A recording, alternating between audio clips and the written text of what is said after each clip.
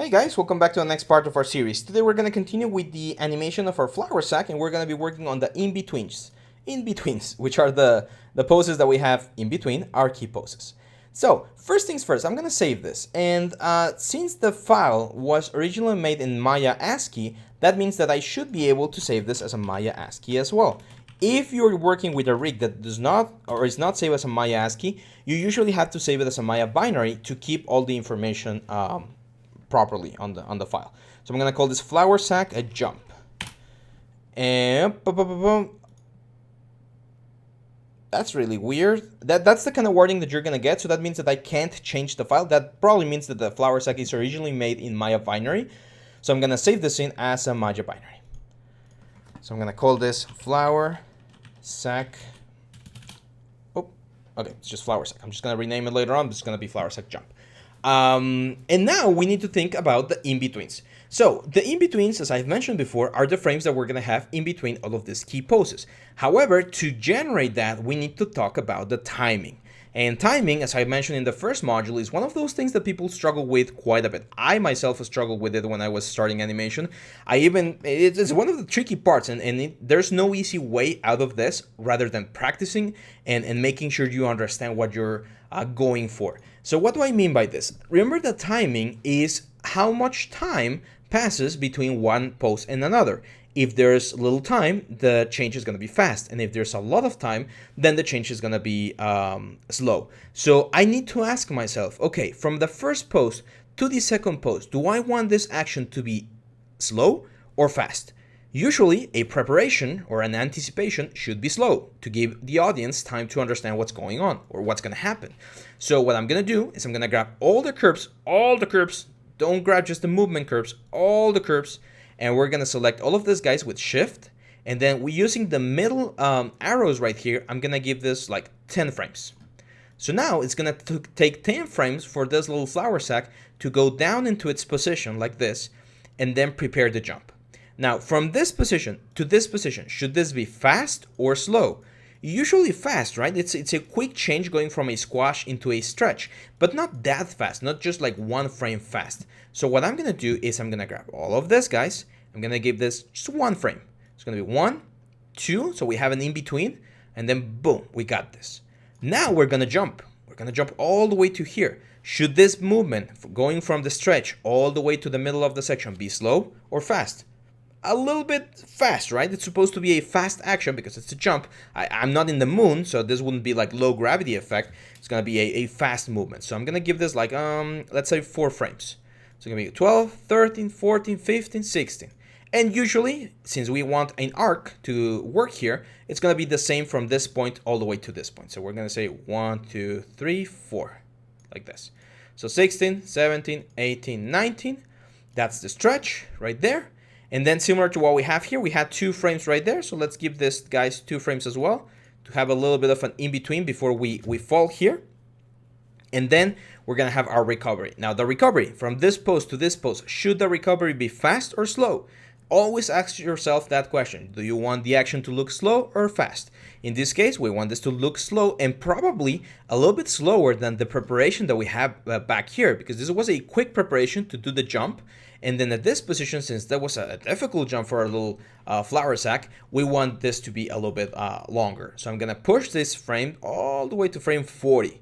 So yeah, I'm giving, instead of having just 10 frames, I have like 18 frames, almost double the amount of time. Now it's time to take a look at the animation and see how this thing is looking. So, not bad, right? Just by adjusting the timing, we haven't done any in-betweens just yet, but by having very clean key poses and doing a proper timing, as you can see, we can get this very nice effect where we get this, well, flower sack jump looking very, very cool.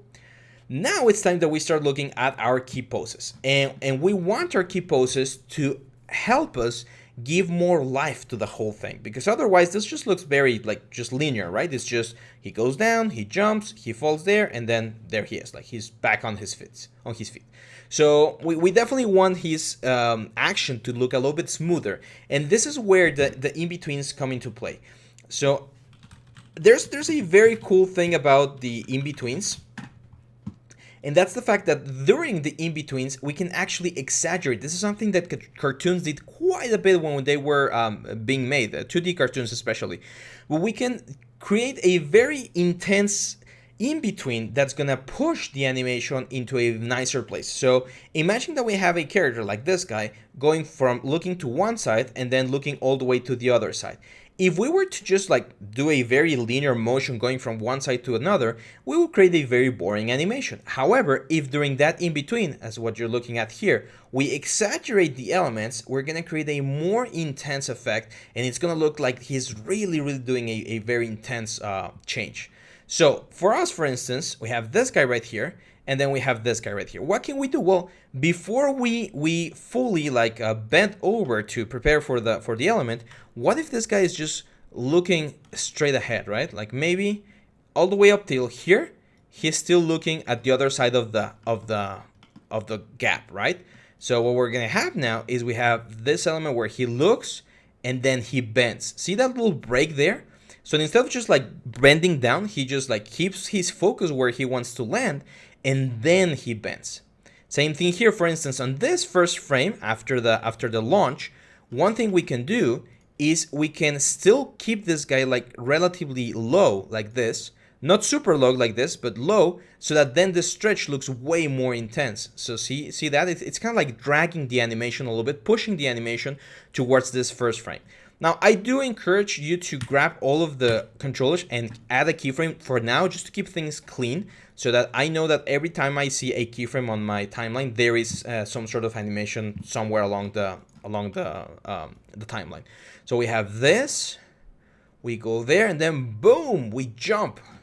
Now, during the jump, we can also change a couple of things. For instance, maybe here on the in-betweens, like here, let's say frame 14, I could push the little belly forward, indicating that he's using a lot of the force from his belly to propel him forward. I could also like grab these little guys right here. Let's rotate them just a little bit. Let's grab the little feet right here and rotate them as well to give them a little bit more like this superhero pose. And this is what we're gonna get. See, boom, boom, boom, boom. I'm also gonna grab, I think the belly's a little bit too much, so let's bring this back just a little bit. Let's grab all of these elements, and it's gonna be 1, 2, 3, 4, 5, 6. At this point, 7, that's fine. And then we'll start going down. For instance, in this position right here on the first squash, or on the second squash, I wouldn't expect this guy to be like this. I would probably expect this, or the little guy to still be falling from the squash. And for instance, the ears right here, that would definitely be like dragging in the air. Think of them like a scarf or something. They will still be falling behind. And we're gonna be doing some very nice things with the ears in the next video. We're gonna be polishing them a little bit. So we're gonna get this. So it's 1, 2, 3, and that's gonna make the squash look quite a lot heavier, because we're gonna have 2 frames where this guy is still kind of like stretched out, and then we're gonna have 1 more frame where he just like boof goes all the way into the floor. Yeah, I think that looks good. And then we have the recovery, which at this point I don't think we really need to add anything into the recovery. It looks okay. So now if we take a look at what we have here, we have this element right here, and as you can see, we get this very nice effect where the character just like falls into the ground. Now, one thing that we can do, usually when you jump and you fall like here, you're not just gonna recover immediately. You usually have like a little bit of a shockwave, right? And you kind of like stabilize yourself. So what I can do is I can go here to frame 22, and then instead of just like rising very quickly, I'm gonna give it 2 frames. And I'm gonna push this guy a little bit like further down, like oof, like a second bounce. So it's gonna be 1, fall, and then fall again, and then starts moving forward. That's gonna also make the jump look a lot heavier. See that? Because it takes a couple of extra frames there to make sure that this guy is actually like going back to the upper parts, or recovering to his idle pose. Another thing I can do, one thing I'm seeing there is the position of the legs. See how the position of the legs here is changing to the idle? So from here to the idle, they're a little bit different. So a way to fix this is actually very simple. I'm gonna grab these two guys, and then I'm gonna middle mouse and click the frame 24, and middle mouse and click frame 22. So what I did there is I copied the frame, and that means that those feet are gonna remain static. See? The moment he steps there, the feet just like are prepared to land and stay in that specific spot. They're not gonna move. Here's where things start getting a little bit interesting, because now we need to start thinking about how to polish this thing in a better sense, and this requires patience. Animation is a career and a work for patient people. So if you're not really patient, you're gonna have to exercise that muscle, because you're gonna be seeing the same animation thousands of times, and you're gonna be polishing things that are so small. That some people might be or might get the temptation to just rush it and don't pay attention to it. But it's very important that you do try to pay attention as much as possible. So for instance, here, the little ears are down. But here, I don't think they would be completely down. I think at this point, they would start going like this to push the pose into a more interesting effect. Now, I do have auto keyframe turned on. I've been having auto keyframe on for a while now, and that allows me to avoid having to press S every time I want to set a key. As soon as Maya detects that there's a change in a frame, it will automatically update that as a new keyframe. So 1, 2, 3, 4, which I like. 5, I like even better, because the little legs are creating this sort of like a straight line going down. I think at this point, I will take these guys right here, and I will push them a little bit back to create this sort of like drag on the ears. And then 16, since we still have that drag, let's just keep that curvature there, like that.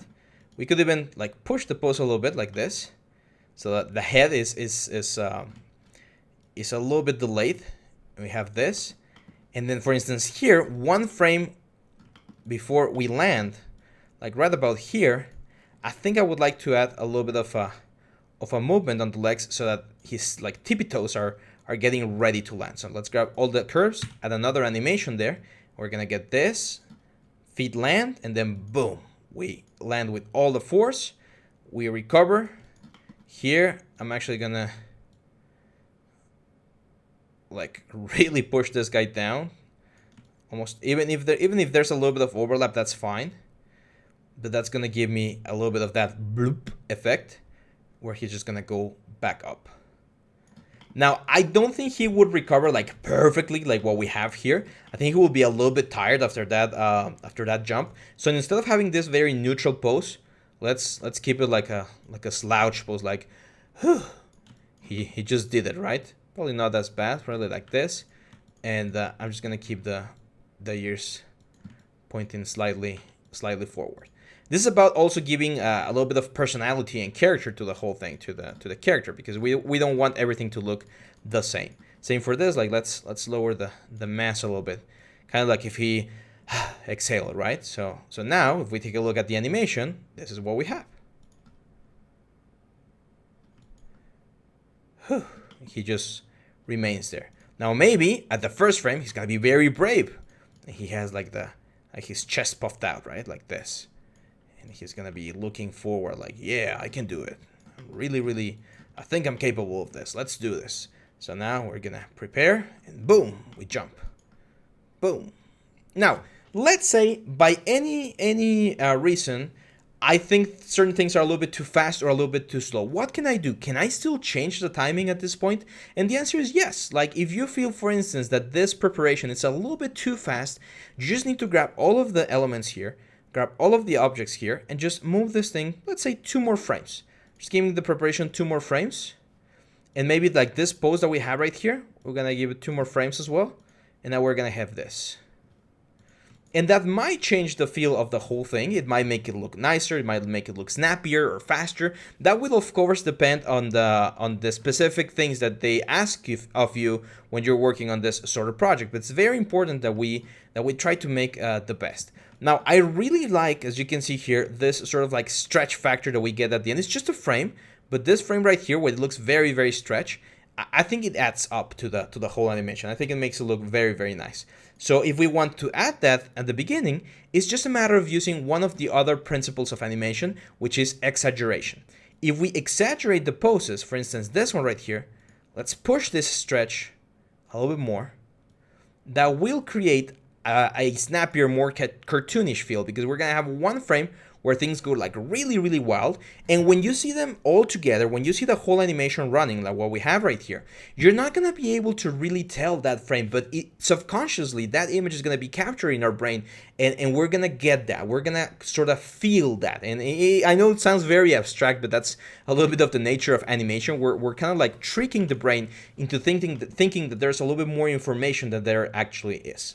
And yeah, so we're in a very good position here, guys. I encourage you to continue the exercise. Try not to move forward until you get to a point where you think the animation looks good, because otherwise you're not gonna get the most out of the project. Some people like to watch everything and then try to replicate. I prefer this like step-by-step approach. So follow in the best possible way, and I'll see you back on the next one.